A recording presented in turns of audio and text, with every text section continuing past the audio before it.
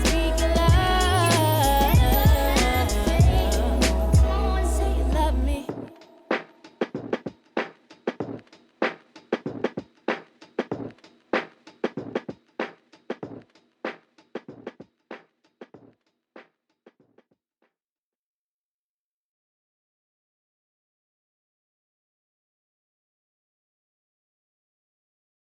हम सब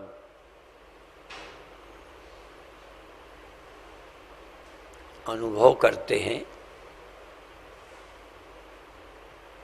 कि हम जन्मे हैं और हमारी मृत्यु होगी। क्यों समझते हैं? क्योंकि हम सबका मैं स्थूल देह है। हम सबकी समझ में जो मैं हूँ, अब देह नहीं समझता कि मैं देह हूँ। जैसे मैं अक्सर समझाता हूँ कि कोई मकान नहीं समझता कि मैं सुंदर हूँ, मकान नहीं समझता कि मैं पुराना हूँ। रहने वाला समझता है मकान सुंदर है असुंदर है, लेकिन रहने वाला कभी ये मान के नहीं, ये तो सोचता है कि मेरा अच्छा मकान है, मैं बड़ा आदमी हूँ, ये अभिमान तो होता है। पर किसी रहने वाले को मकान मैं हूँ ऐसा नहीं लगता। फिर भी मकान की विशेषता का लाभ, उस विशेषता का अभिमान मनुष्य को होता है, रहने वाले को। ठीक है ना? यहां फर्क है। इस देह में रहने वाला भी, ये देह मकान है, मैं मकानी हूं।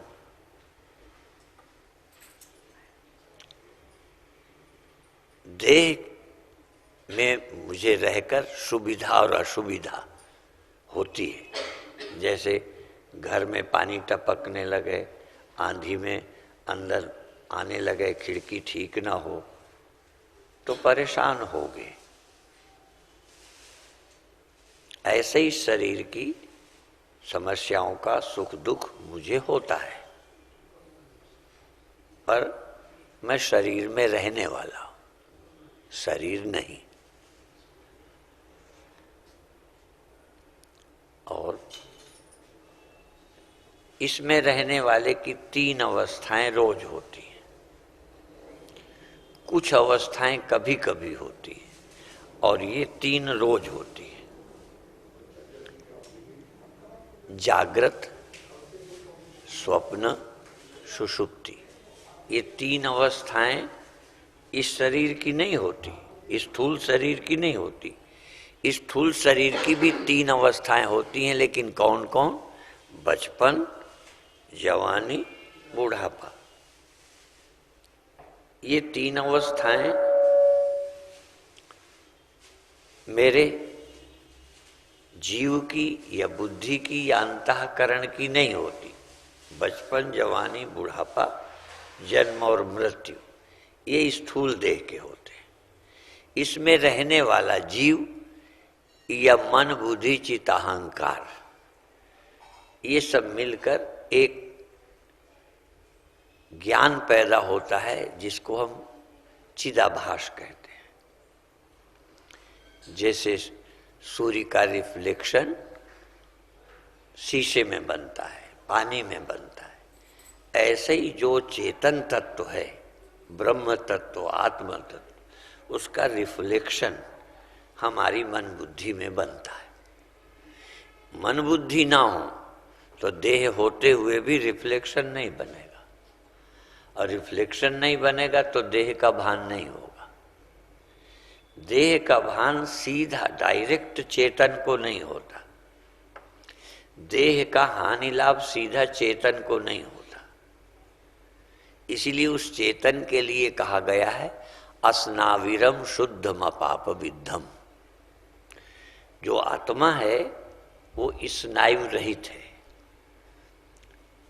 उसमें कोई कष्ट नहीं होता आत्मा में। ये निर्णय कैसे करें कि नहीं होता? आत्मा में नहीं होता कैसे माने? इसलिए कि आत्मा रहते हुए भी यदि अंतःकरण बेहोश हो, अंतःकरण सो गया हो तो कष्ट नहीं होगा। इसीलिए 3 अवस्थाएं रोज होती हैं कहा है, एक कभी कभी होती है। जैसे बेहोशी, ये रोज नहीं होती, डॉक्टर कर भी देते हैं, कभी किसी रोग से, चोट से भी बेहोशी हो जाती है।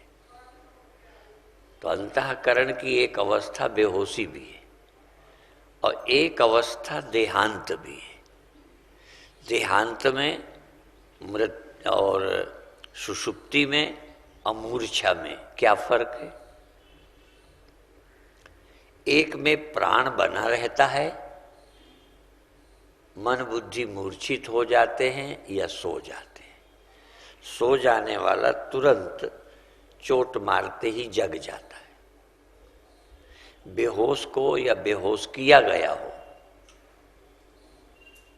डॉक्टर बेहोश करते हैं और ये उतना ही उसको इंजेक्शन देते हैं बेहोशी का कि उनके ऑपरेशन काल में न जगे। बस वो चोट से नहीं जगता, चीरने से नहीं जगता, वो नशे का प्रभाव जब खत्म होगा तब जगेगा। कोई ऐसा नशा नहीं देता, कोई ऐसा नशा नहीं देता डॉक्टर कि होश ही में ना हो। यदि गलती से ज्यादा दे दे तो गड़बड़ है। इसलिए वो उतना ही मात्रा में देता है कि 2 घंटे 3 बेहोश रहेगा, इतनी देर में ऑपरेशन हो जाएगा।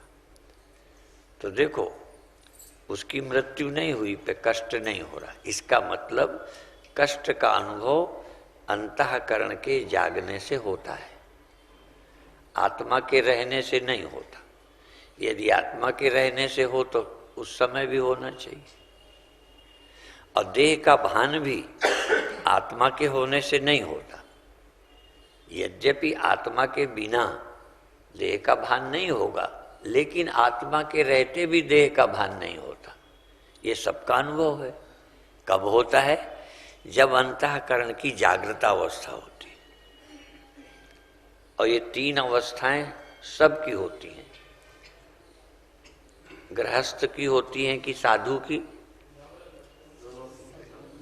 ठीक है ना? हाँ। अच्छा, अज्ञानियों की होती है कि ज्ञानी की भी? ठीक है। इसलिए ज्ञानी होने पर भी उसकी अवस्थाएं वैसे ही होती हैं। इसलिए ज्ञानी होना क्या चीज है ये जल्दी नहीं समझ सकते, क्योंकि अंतःकरण सबकी तरह उसका भी जगता है, उसका भी सोता है। इसलिए और जागने में उसको भी देह का भान होने लगता है। अब आपकी तरह चलता फिरता बोलता है। माने 99% अज्ञानी और ज्ञानी का व्यवहार एक जैसा होता है। इसलिए ज्ञानी कौन है, औरों को तो नापना बहुत ही कठिन है। इसलिए ज्ञानी में और आम लोग फर्क नहीं कर सकते। जैसे कोई अंदर से विरक्त है, जनक की तरह, तो आप विरक्त किसे मानते हैं? जो कपड़ा न रखता हो, मकान न बनाता हो, पैसे को हाथ न लगाता हो, उसे आप विरक्त समझ लेते हैं। लेकिन कई पैसे को हाथ लगाते होंगे, किसी बिल्डिंग में रहते होंगे, बनाते होंगे और अनासक्त हैं, विरक्त हैं। तो विरक्ति आपको नहीं दिखती। विरक्ति किसी को इन आंखों से नहीं दिखती। इन आंखों से तो व्यक्ति का स्थूल क्या रखता है, क्या नहीं रखता। इसलिए आम आदमी विरक्त तो उसे मानते हैं जो सामान मकान छोड़ देता है, रोटी खा के मांग लेता है, मांग के खा लेता है। बस हम तो आंखों से इतना ही देखते हैं। कई टाट पहन लेते हैं तो आप उनको बहुत महान मानने लगते हैं। वो तो ढोंगी भी कर लेते हैं।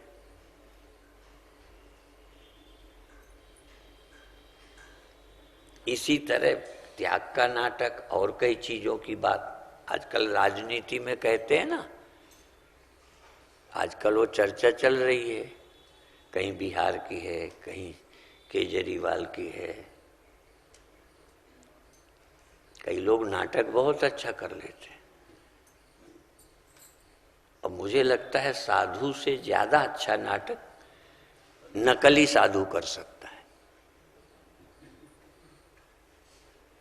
साधु से तो थोड़ी चूक भी हो सकती है, पर जो अभिनय करेगा साधु का, बिल्कुल शांत रहेगा, जरा भी नहीं हो लगेगा।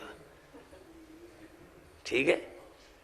तो ये समझना कि ये साधु है या साधु का नाटक कर रहा है।